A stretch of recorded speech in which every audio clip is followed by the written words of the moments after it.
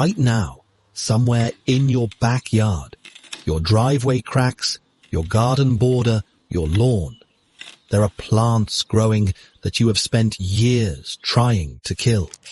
You've pulled them, sprayed them, smothered them with mulch, and every single spring they come back. What if I told you those plants are more nutritious than anything currently growing in your raised beds? What if the thing you've been destroying is worth more than the thing you've been carefully tending? The average American household spends over $500 a year on lawn care. A significant portion of that money goes toward killing exactly these plants. This video covers 6 common weeds, plants you almost certainly already have right now, and why they outperform conventional vegetable gardens on nutrition, market value, and one thing no seed catalog will ever sell you. By the end of this video, you will never look at your lawn the same way again. Before the herbicide industry convinced an entire generation that a perfect lawn was the goal, dandelion was considered a valuable crop. European settlers brought it to North America deliberately. They planted it on purpose. Let that sit for a second. A plant that now gets Roundup sprayed on it every spring was once carefully transported across an ocean as a food source. That expensive lawn care habit is literally poisoning a free food system. Let's start with the one that's probably growing closest to you right now. Number 6, dandelion. Bright yellow flower, toothed leaves, white puffball seed head. You know exactly what this looks like. The plant you've been poisoning that's more nutritious than kale. 100 grams of dandelion greens, a handful, contains 558% of your daily recommended vitamin K. More beta-carotene than a carrot. More calcium per calorie than a glass of milk. And every single part of the plant is edible. The root, roasted and ground as a coffee substitute or dried and used for centuries in traditional wellness practices, sells for $12 a bag at health food stores. Spinach, one of the most celebrated superfoods, requires prepared soil, regular watering, protection from bolting, and replanting every season. Dandelion requires nothing. It breaks through compacted soil. It survives frost.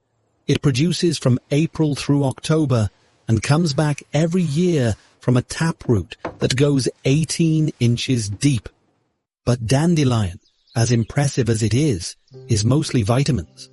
What comes next is the weed that solves the one gap most survival gardens can never fill. Number 5, purslane. Thick, succulent-like stems, small, rounded leaves. It hugs close to the ground. The only land plant that gives you omega-3s, like fish. Purslane contains between 300 to 400 milligrams of alpha-linolenic acid per 100 gram serving. That is more omega-3 fatty acids than any other leafy green plant on Earth. Most people spend $20 to $30 a month on fish oil supplements to hit that number. Purslane gives it to you for free from your garden bed, and it will grow back next week without you doing anything. It's a C4 photosynthesis plant, which means it thrives in conditions that kill conventional vegetables. Drought, heat, poor soil, full neglect. While your tomatoes are wilting in August, purslane is at peak growth.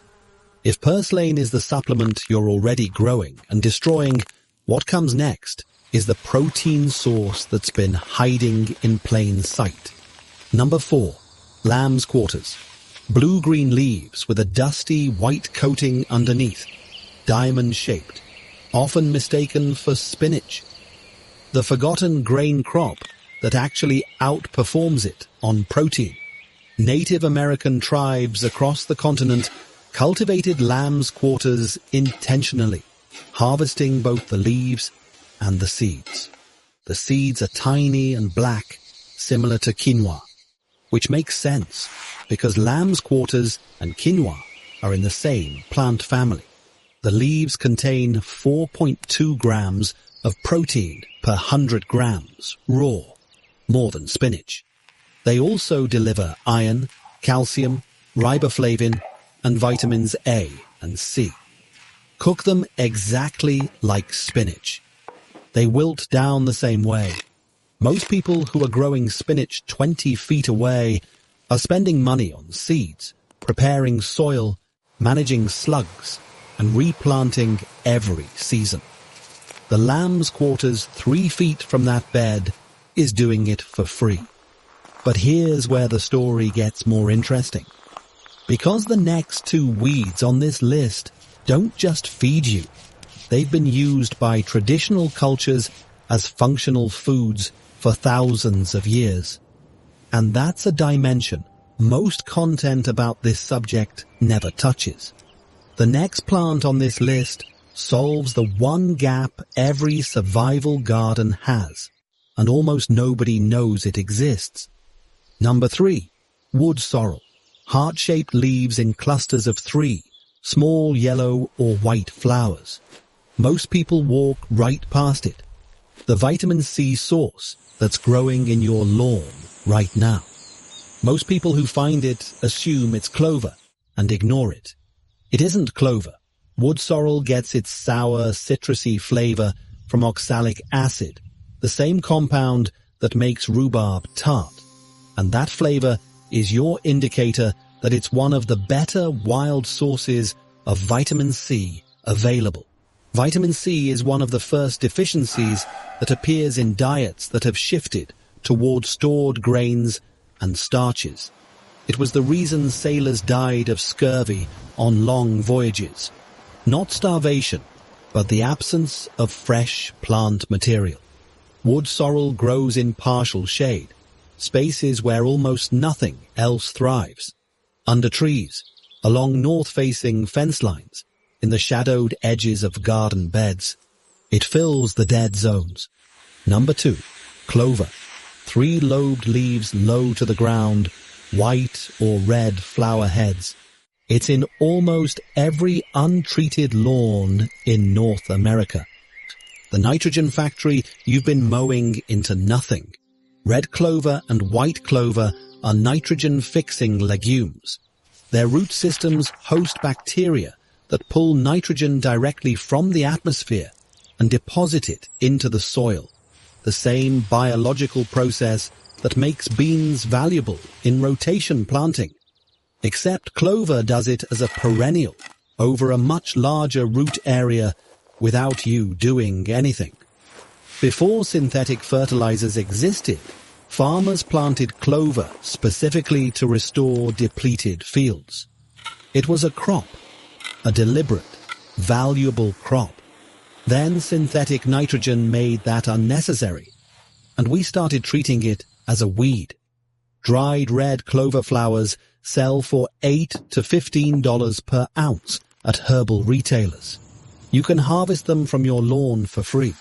The seeds can be sprouted indoors in winter for fresh greens, ready in 4 days. But everything on this list, as useful as it is, gets surpassed by what comes next, because the final weed produces food before anything else can, before your seeds have even germinated, before your raised beds have thawed. It is the only plant on this list that functions as a full early spring survival crop. Number 1, chickweed. Tiny oval leaves, delicate white star-shaped flowers, trailing stems that form dense mats close to the ground. The spring superfood that arrives before your garden does.